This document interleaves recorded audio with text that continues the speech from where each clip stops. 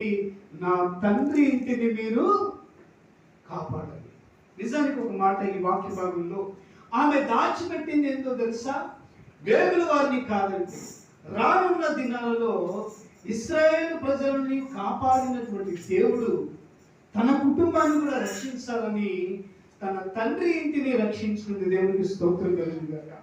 తన యొక్క తండ్రి ఇంటి రక్షణను ఆమె దాచిపెట్టింది.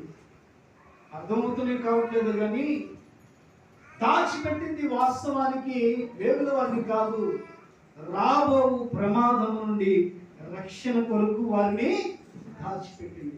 వాళ్ళు ఏం చేశారు? యెహోషువ గ్రంథము 6వ అధ్యాయము 17వ వచనం ఒకసారి చదువుకుందాం.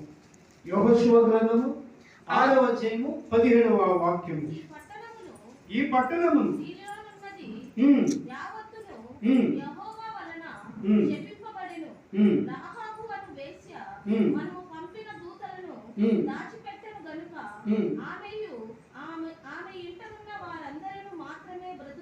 చూశారా?